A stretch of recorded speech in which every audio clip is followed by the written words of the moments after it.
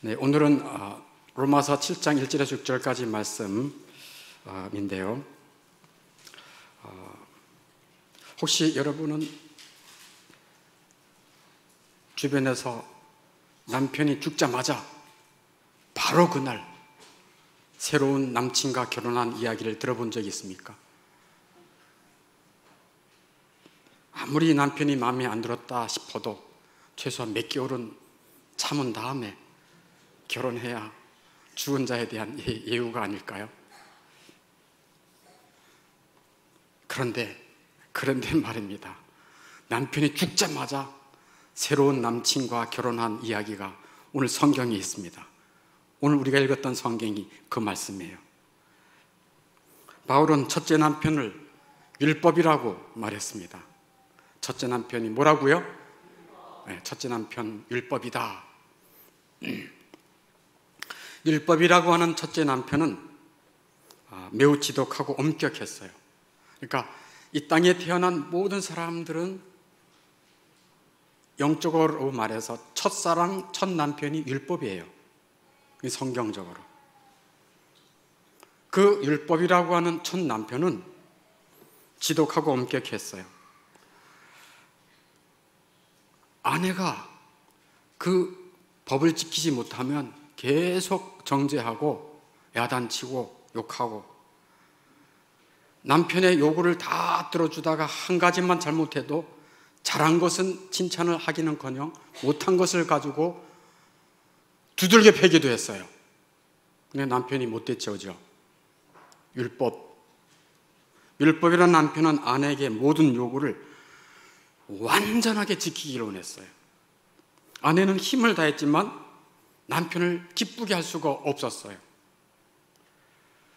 그렇다고 이 남편을 버리자니 남편이 살아있는 동안에 다른 남자에 가면 오늘 성경 말씀이 있는 대로 뭐라?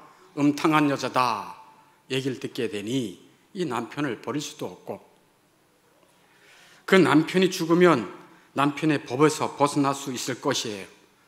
그것이 3절이에요. 3절에 그러므로 만일 그 남편 생전에 다른 남편에게 가면 음녀라. 그러나 만일 남편이 죽으면 그 법에서 자유롭게 되나니 다른 남자에게 갈지라도 음녀가 되지 아니하느니라. 할렐루야.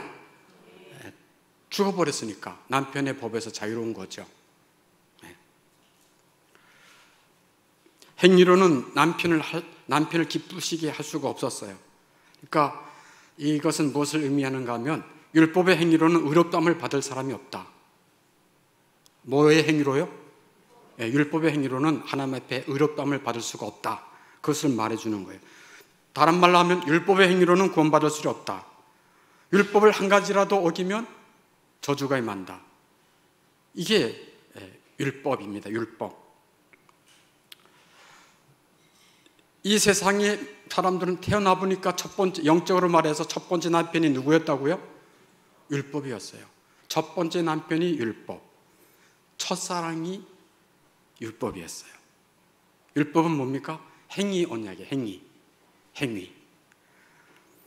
그래서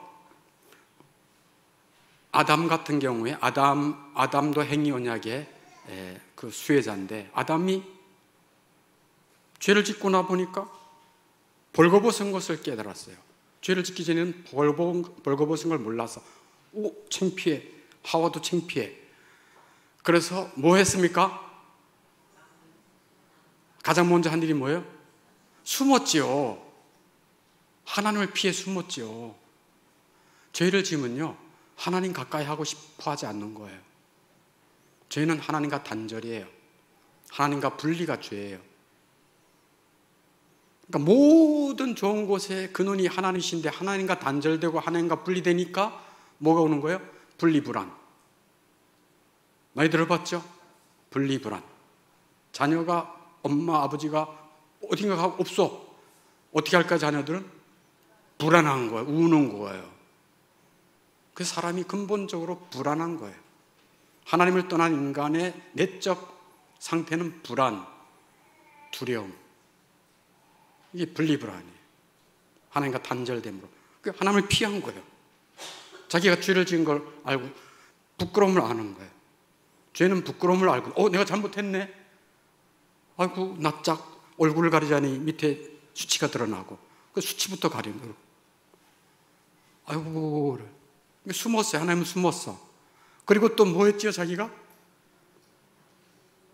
뭐 했습니까?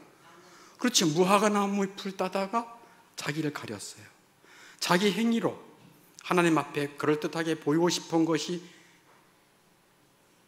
행위언약이에요. 내가 뭔가를 해서 나를 괜찮은 사람으로 변장하고 하나님 앞에 내가 괜찮은 사람으로 자기 자신의 수치를 감추고, 이 행위언약이에요. 교회를 다니면서도 율법주의 신앙을 가진 자들이 있어요. 율법주의. 내가 교회를 열심히 나가면 하나님이 복을 주실 거야. 이 율법주의예요. 내가 11조를 많이 하면 하나님이 돈을 더 많이 주실 거야. 내가 오늘 주일 예배를 지키지 않고 저기 강원도 경포대를 가면 가다가 차가 빵꾸가 날 것 같아. 이게 다 율법주의예요. 내가 뭐를 잘 못하면 하나님이 나에게 이놈 이럴 것 같고, 물론 하나님께서는 섭리가 있으셔서 하나님의 사람으로 만들기 위해서 그렇게 어떤 사건을 허락해 주시는 경우도 있어요. 그러나 매사에 내가 뭐뭐를 잘하면 하나님이 잘해 주실 거예요. 내가 하나님 앞에 기도를 많이 하고 40일 작전 기도를 하면 하나님께서 나에게 응답해 주실 거야. 이것도 다 누구의 공로가 들어가는 거예요? 나의 공로가 들어가는 거예요. 이게 다 율법주의 신앙이에요. 그 사람들의 특징은 불안이에요. 두려움이에요. 하나님이 사랑이라 느끼지 못해요. 엄격하다. 뭔 이런 율법을 만들어서 힘들게 만들어. 지키라고 해, 말라고 해 하고 하나님에서 불만해. 율법을 온전하게 지킬 수 있는 사람은 하나도 있다, 하나도 없다. 하나도 없다예요. 율법을 온전하게 지킬 수 있는 사람은 하나도 없다. 그래서 율법의 저주 아래에 있는 거예요. 갈라디아서 3장 10절에 보면 이런 말씀이 있어요. 누구든지 율법책에 기록된 대로, 누구든지 율법책에 기록된 대로 모든 일을 항상, 제가 강조하는 바를 잘 들으세요. 모든 일을 항상, 모든 일에 완전해야 돼요. 그 다음에 항상이에요. 모든 일에 항상 행하지 아니하는 자는 저주 아래에 있는 자라 하고 말씀하고 있어요. 그러니 사람이 율법의 저주와 율법의 행위를 가지고는 하나님 앞에 나갈 수 있는 사람이 하나도 없습니다. 그래서 하나님은 이 율법 아래에 있는 자들을 속량, 구원하시기 위해서 때가 참에 하나님이 율법 아래에 있는 자들을 구원하시기 위해서 누구를 보내주셨을까요? 예수님을 보내주셨어요. 하나님이 직접, 예수님이신 하나님이 직접 오신 거예요. 그것이 갈라디아 4장 4절이에요. 갈라디아 4장 4절. 자, 한번 가로놓기 해봅시다. 때가 참에 하나님이 그 아들을 보내사 여자에게 나게 하시고 마리아에게 나게 하셨죠. 그 다음에 뭐 아래에 나게 하신 것은, 그렇지, 육신을 가지고 오면 율법 아래 있어야 되니까 율법 아래 나게 하신 것은 어디 아래 있는 자들을 속량하시고 율법 아래 있는 자들을 구원하시고 우리를 아들의 명분을 얻게 하려 하심이라. 아멘. 예수님이 오셔서 율법 아래, 율법의 정죄, 율법의 저주 속에 있는 자들을 구원하시기 위해 예수님이 오셨어요.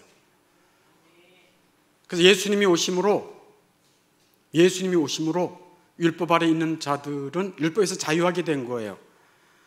그래서 두 번째 남편이 누구냐? 은혜로운 예수님이십니다.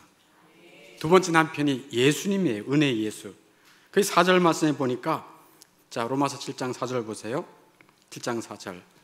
그러므로 내 형제들아, 너희도 그리스도의 몸으로 말미암아, 너희도 그리스도의 몸, 그리스도의 몸으로 말미암아가 뭐냐면 그리스도께서 율법 아래 나으셨고 율법을 완전히 순종하셨다. 그리고 그가 십자가의 죽으심으로 말미암아 그의 죽으심으로 말미암아 너희도 율법에 대해서 죽임을 당했다라고 말하고 있어요. 우와, 무슨 일이야? 예수님이 율법을 완전히 순종하시고 예수님이 십자가에 죽으심으로 너희도 율법에서 뭐 했대요? 율법에 대하여 뭐 했대요? 죽임을 당했대요. 즉 율법이 너희에 대해서 죽은 거야. 너의 남편이었던 율법이 죽은 거야, 이런 말이에요. 할렐루야. 예수님이 율법의 저주에서, 율법의 정죄에서 구원해 주신 거예요. 그리고 친히 예수님이 뭐가 되어 주신 거예요? 율법이 죽었으니까 예수님이 뭐가 되어 주시는 거예요? 새로운 남편이 되어 주시는 거예요. 그래서 죽자마자 결혼한 거예요. 예수님을 믿는 자들은 예수님과 결혼한 것입니다. 이 성경적으로 말해요. 그래서 신랑 대신 예수, 새로운 남편이 생긴 거예요. 그래서 율법이 죽자마자 너희는 그리스도와 결혼했다라고 말하는 거예요. 이게 4절 말씀이에요. 예수 그리스도를 믿는 날은 예수님과 결혼한 날인 것입니다.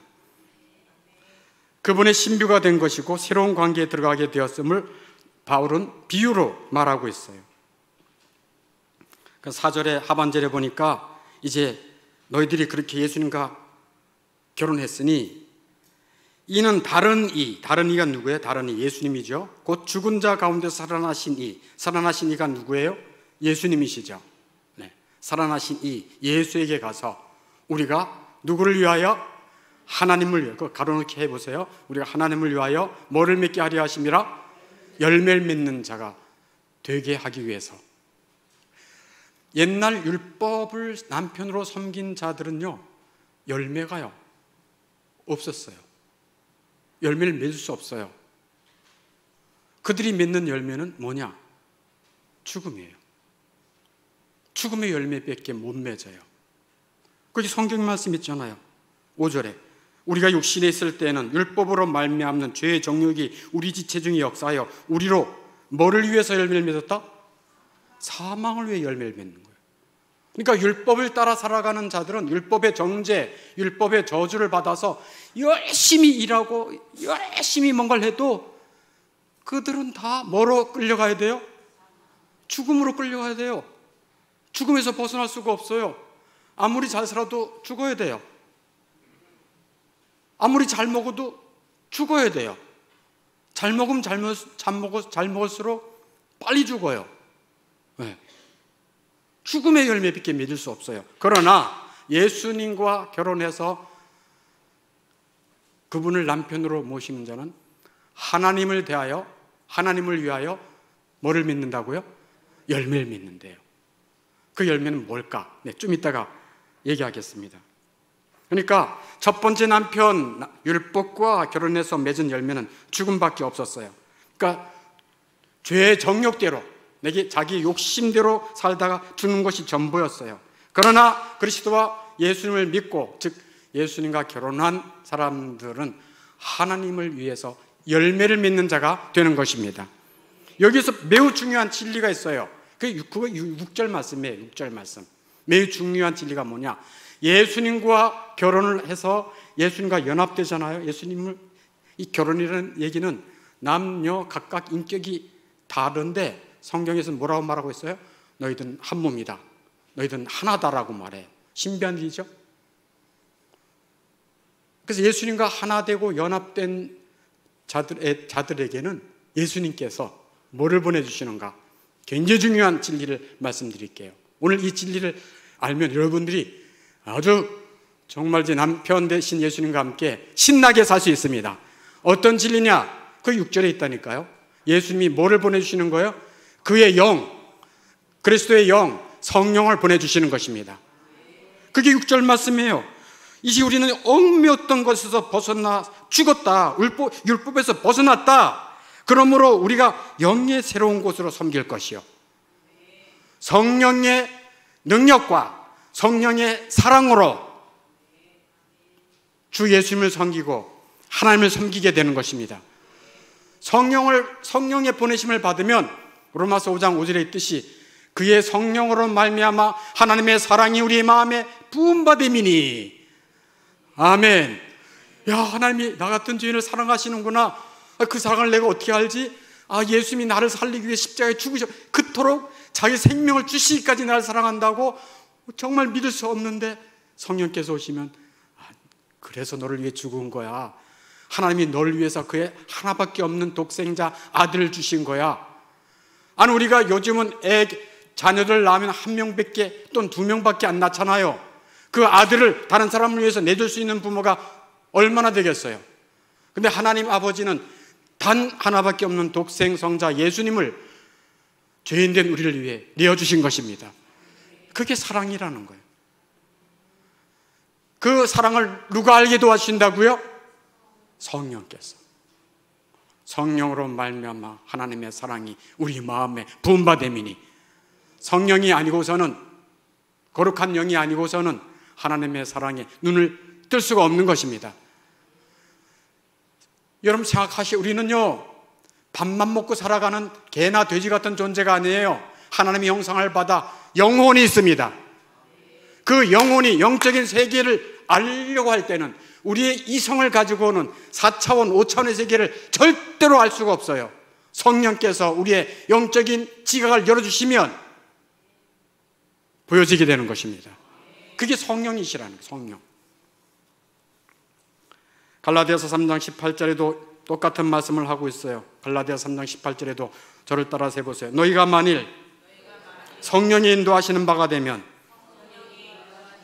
율법 아래 있지 아니하리라. 아멘. 율법의 조문에 매여서 율법주의로 살아가지 않게 된다, 그런 얘기예요. 그러면 질문이 하나 있습니다. 어떤 질문? 그럼 우리가 율법에 대해 죽었고 이제 율법을 지키지 않아도 되네? 예수님의 은혜로만 구원받네? 소위 말해서 개혁주의자들이 말씀한 대로 five 솔라라면 여러분 그 정도는 알고 있죠? 솔라 에너지가 아니라고요. 솔라 에너지, 태양 에너지 아니고 솔라가 아니라, 솔라는 라티어노, 솔라는 오직 이런 뜻이에요. 솔라가 뭐라고요? 오직. 개혁주의자들은 오직 5 솔라를 가지고 있어요. 오직 은혜. 여러분 크게, 오직 은혜, 오직 믿음, 오직 성경, 오직 그리스도, 오직 하나님께 영광. 이게 5 솔라예요. 거기에 오직 율법의 행위 없죠. 오직 은혜, 오직 믿음, 오직 성경, 오직 그리스도, 오직 하나님께 영광. 이럴 때는 아멘.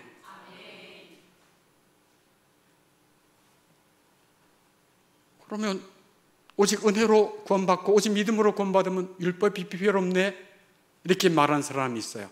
이런 사람들 율법 폐기론자라고 그래요. 반대로 무슨 소리야? 율법을 주셨으면 율법대로 하나님 말씀대로 살면 축복 주시고 하나님 말씀 안 살면 저주 주신다 그랬는데 율법을 지켜야지. 그래도 뭐 괜히 개혁 없이 주셨겠어? 두 개. 율법주의자, 율법 폐기론자들은 둘 다 성경에서 반대하는 잘못된 교리들이에요. 즉 머리 둘 달린 괴물들이에요. 머리가 두 개 달린 괴물과 같아. 다 성경이 반대하는 교리들이에요. 율법 폐기론자도 그렇고 율법주의자도 그렇고. 율법주의자에 대해서도 말해볼까요? 그 다 로마서에서 성경 진리는 말해주고 있는데, 로마서 3장 28절에 한번 찾아보세요. 로마서 3장 28절에, 로마서 3장 28절에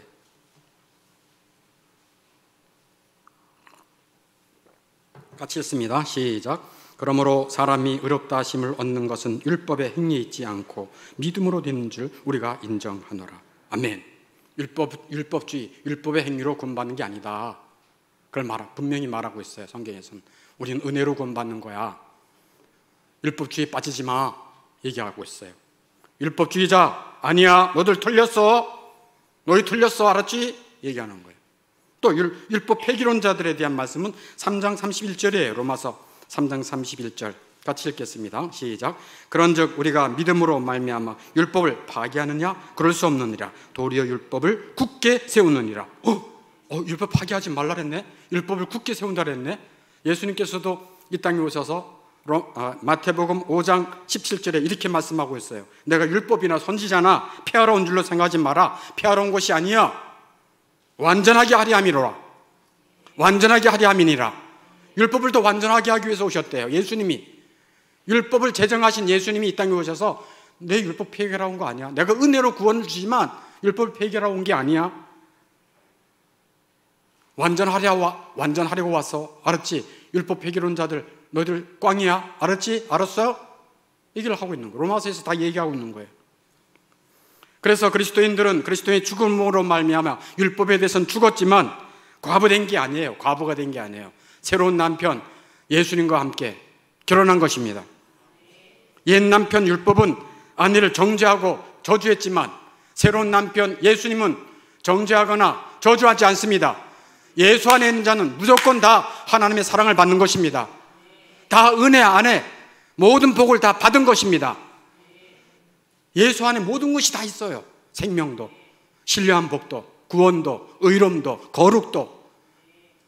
할렐루야. 예수 안에 모든 것이 다 있어요. 그래서 율법의 행위와 저주의 옛 남편에서 자유하게 해주신 그 남편, 지금 제가 빨리 하는 거예요. 율법의 행위와 저주의 옛 남편에서 자유하게 해주신 남편, 즉 은혜의 예수님을 뭐하기 때문에 이게 굉장히 중요한 거예요. 보세요. 우리가 율법의 정죄와 저주로부터 맨날 율법주의, 이렇게 살면 하나님 날 해주실까? 내가 이렇게 하나님의 말씀대로 안 살면 하나님이 나를 아마 어느 때쯤 되면 완전히 나를 쫄딱 망하게 할 수도 있는데 뭐 이런 두려움 속에 산다니까요. 왜? 율법에 매여 있으니까. 또 반대로 내가 좀 잘하면 하나님이 나를 왜 축복을 안 해주상? 이런 생각을 하고 있다니까요. 옛 남편 죽었어요. 이제는 예수님이 은혜로 우리를 받아주신 것입니다.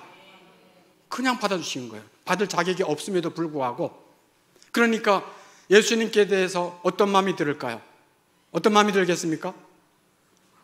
고맙죠. 이런 새 남편을 정말 이런 온 세상의 왕이시고 인격자이시고 능력도 있으시고 모든 것을 다 가지고 계시고 영원하시고 내 마음도 하시고 나와 동행도 맨날 동행해 주시는데 지겹지도 않고. 할렐루야. 얼마나 감사해요. 그래서 예수님을 감사하고 사랑하는 마음이 기본이에요. 기본. 그래서 예수님을 사랑하고 감사하기 때문에 자발적으로 율법의 최고의 정신인 뭐로 살아가는 것이다? 율법의 최고 정신이 뭘까요? 사랑이죠.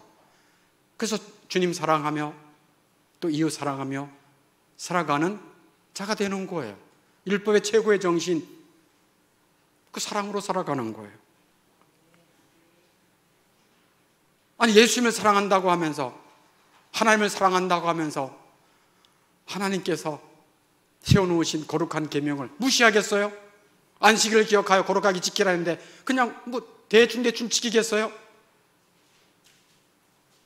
이웃을 사랑하는 사랑의 마음을 가지고 살아가는데 이웃의 것을 훔치겠어요? 내 이웃에 대해서 비방하겠어요? 정말 주님을 사랑하고 하나님을 사랑하는 마음이 있으면 그렇게 하지 못하겠죠. 율법의 최고의 정신이 사랑을 가진다면 주님의 계명을 그렇게 완전 무시 못하는 거예요. 어느 날 율법학자가 예수님을 찾아왔어요. 율법학자가, 율법에 정통한 율법학자가 마태복음 22장 36절에 예수님을 찾아왔어요.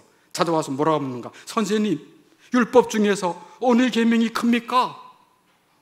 선생님, 율법 중에서 어느 계명이 큽니까? 그때 마태복음 22장 37절에 예수님이 뭐라 그랬습니까? 내 마음을 다하고 목숨을 다하고 뜻을 다하여 주 너의 하나님을 뭐하라? 사랑하라. 둘째는 이와 같으니 내 이웃을 내 몸과 같이 사랑하라. 이 두 계명이 온 율법과 선지자의 뭐라? 강령이다.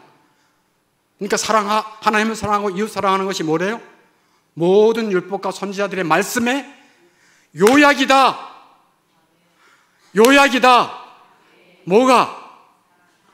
하나님 사랑하고 이웃 사랑하는 것이 온 율법과 선지자들의 말씀의 요약이다 하고 예수님이 와, 정말 기가 막히게 딱 한 말씀으로 요약해 주시잖아요. 멋쟁이지 않았어요? 이런 멋쟁이 예수님이 있습니다. 얼마나 멋있어요. 율법 선지자들이 요약이 이거야. 이거야, 알았지? 내가 알려주지? 이거야. 딱 알려주는 거예요. 사도 바울도 예수님에게 그 계시를 받아서 로마서 13장 8절에 피차 사랑의 빛 외에는 아무에게든지 아무 빛도 지지 말아라. 남을 사랑하는 자는 율법을 다 이루었느니라. 남을 사랑하는 자는 율법을 다 이루었느니라. 그리고 로마서 13장 10절 끝에 뭐라고 얘기해요? 사랑은 율법의 완성이니라. 아멘. 사랑은 율법의 완성이다. 와, 이 예수님을 만난 사람은 이걸 아는 거예요.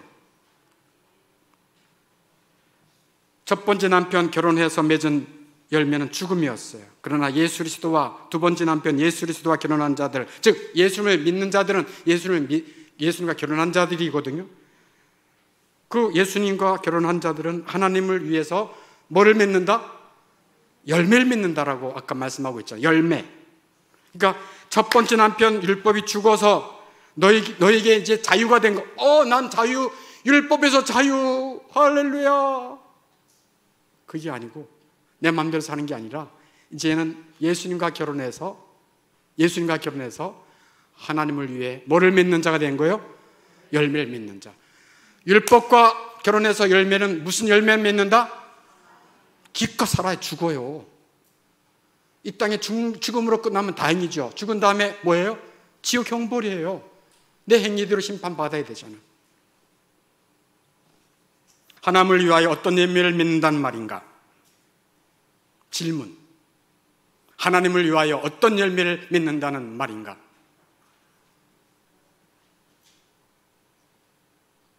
네. 예수 안에 있는 자들은 하나님을 위하여 어떤 열매를 맺는다는 말인가? 요한복음 15장 5절에 보면 이런 말씀이 있죠. 나는 포도나무에 너희는 가지니 그가 내 안에 내가 그 안에 거하면 사람이 많은 열매를 많이 맺나니 나를 떠나서는 너희가 아무것도 할 수 없음이라.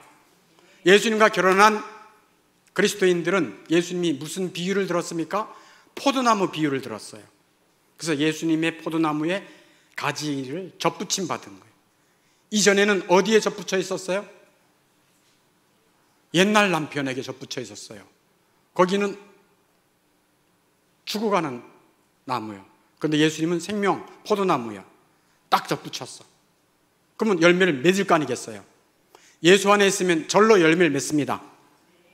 너희가 나를 떠나서는 아무것도 할 수 없습니다. 아멘.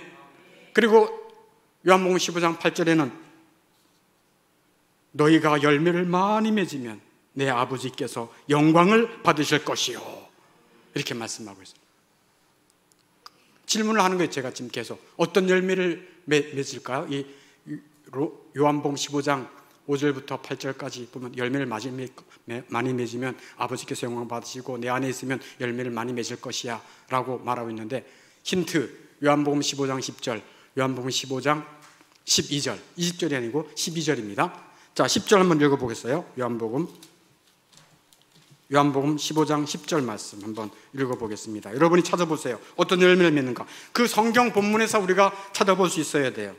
자, 같이 읽습니다. 시작. 내가 아버지의 계명을 지켜 그의 사랑 안에 거하는 것 같이 너희도 내 계명을 지키면 내 사랑 안에 거하리라. 어떤 열매 맺을 것 같아요? 사랑의 열매예요. 12절 또 읽겠습니다. 시작. 내 계명은 곧 내가 너희를 사랑한 것 같이 너희도 서로 사랑하라 하는 이것이니라. 아멘. 무슨 열매예요? 사랑의 열매예요. 온 율법의 정신인 사랑의 열매예요. 우리나라에 말도 많고 탈도 많았지만 그래도 노래 하나는 잘하는 가수가 하나 있죠. 조영남이죠. 선호도가 갈리겠지만 거기가 이런 노래를 지었어요. 사랑 없인 못 살아. 가사 잘 들어보세요. 한번. 밤 깊으면 너무 조용해. 책 덮으면 너무 쓸쓸해. 불을 끄면 너무 외로워. 누가 내 곁에 있으면 좋겠네. 이 세상 사랑 없이 어디 살 수 있나요? 한낮에도 너무 허전해. 사람들 틈에 너무 막막해. 오가는 말 너무 덧없어. 누가 내 곁에 있으면 좋겠네. 이 세상 사랑 없이 어이 살 수 있나요? 이 사랑 없이는 못 살아요 라는 노래예요.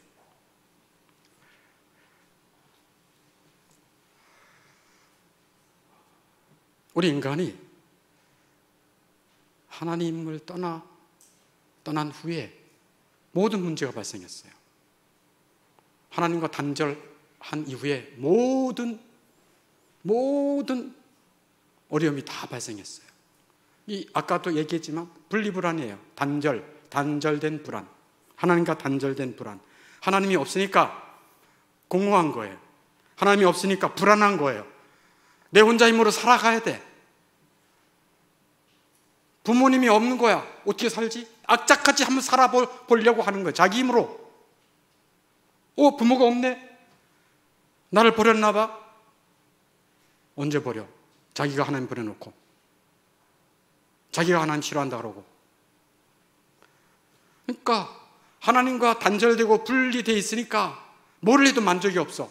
그 영혼이 하나님 없이는 만족감이 없어요. 어거스틴이 말한 대로 하나님 외에 그 영혼을 만족시킬 수 있는 사람이 없는 거예요. 어떤 사람과 결혼해서 만족이 됩니까? 행복합니까? 돈을 많이 벌었다고, 남들이 인정한 자리에 올라갔다고 만족이 됩니까? 안 돼요. 하나님과 분리되어 버렸으니까 사람들에게 인정받고 싶은 거예요. 사랑받고 싶은 거예요. 그래서 남들이 사랑하고 싶은 뭔가를 갖춰놓고 남들이 나를 사랑하겠지, 나를 인정해 주겠지, 이 사람과 결혼하면 내가 만족하겠지. 그게 되나요? 그러니까 고독하고 외롭고 허무하죠. 하나님 없는 생은 그렇습니다. 이 세상 것을 가지고 채울 수가 없어요. 그래서 이렇게 하나님 없이 단절되고 분리된 인생들을 하나님은 친히 찾으러 오신 것입니다. 그래서 내가 사랑을 알게 해줄게. 그 예수님이에요. 예수님이 오셔서 내가 너희들이 어떤 사람이라도 내가 너 사랑해. 우리의 허물이 많이 있음에도 불구하고 주님에 대한 사랑, 주님의 관심이 없음에도 불구하고 찾아와 주신 거예요. 그래서 그걸 택하셨다 이렇게 말하는 거예요. 하나님이 택하시는 것입니다. 그래서 우리를 구원해 주시는 거예요. 어느 정도까지? 죽기까지 사랑해 주신 것입니다. 이런 사랑을 내가 받을 수 있어? 이 사랑을 감당하기 어려운데, 내가 내 부모에게도 이런 사랑을 못 받아봤는데, 내 배우자에게도 이런 사랑을 못 받아봤는데, 우리 부모는 나를 사랑한다고 하면서 지적하고 못마땅한 일, 이런 얘기만 들었는데 우리 주님은 그러지 않으시네. 내가 부족함에도 불구하고 오래 참아주시고 나를 품어주시고 괜찮다 그러시고 용서해 주시고 7번씩 7번씩 용서해 주시고 격려해 주시고 내가 너를 사랑한다라고 늘 말씀해 주시고 너가 비록 검지만 참 아름답다라고 말해주고 내 어여쁜 자야, 내 사랑하는 자야, 맨날 사랑한다고 그래. 그게 예수님이에요. 예수님. 그래서 예수님이 오셔서 예수님의 뭐를 세우신 거예요? 예수님이 머리로 되는 교회 공동체를 세우신 것입니다. 그래서 예수님이 만드신 새로운 나라가 예수님이 지도자로 있는 교회인 것입니다.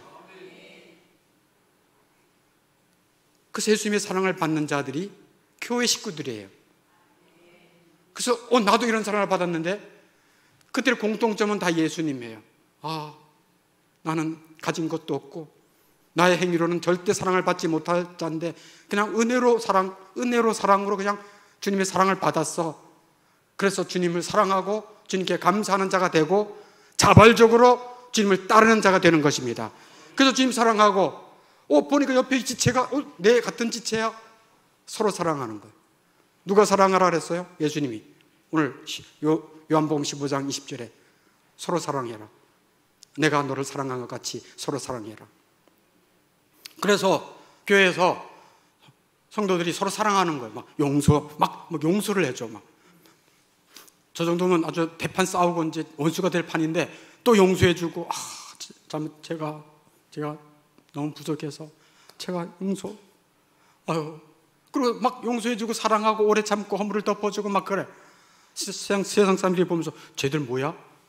뭐 저런 인간들이 다 있어? 간도 없고 또 뭐가 없어요? 쓸개도 없어. 뭐 저것들은 간도 없고 쓸개도 없어. 저 정도면 아이고 세상에 또 용서하고 또 용서하고 아이고 정말 가관이네, 꼴미견이네. 그렇지만 정말 사랑하나 봐. 저 사람들이 믿는 분은 누구야? 예수라고? 나도 예수님 믿고 싶어. 나도 저 사람이 다니는 교회를 다니고 싶어. 그래서 어둠 속에 있었던 영혼들이 예수님을 만나서 복을 받는 것입니다. 그래서 주님의 뜻이 이루어지는 거예요. 주님의 말씀대로 서로 사랑하고 주님 사랑하다 보니까 그 영혼이 누구 닮는 거예요? 예수님 닮는 거예요. 그러니까 하나님의 뜻이 이루어지는 거예요. 내가 너희를 불렀으니 그의 아들의 형상을 본받게 하기 위해서 불렀다. 서로 사랑하면서 그리스도의 뭐가 이루어지는 거예요? 그리스도의 뜻이 이루어지는 거예요. 하늘의 뜻이 이루어지는 거예요. 그래서 서로 사랑하고 주님 사랑하고 거기에서 그치는 게 아니죠. 예수님은 또 어디까지 사랑하라 했습니까? 어떻게 잘 알아요? 알기는 잘 알아. 왼수를 사랑하라 했죠. 왼수는 어디에 있습니까? 저 북한에 있다. 1번. 2번 러시아에 있다. 아닙니다. 왼수는 어디 있어요? 여러분의 가정에 있잖아. 평생 왼수. 저 왼수. 또 어디에 또 왼수가 있어요?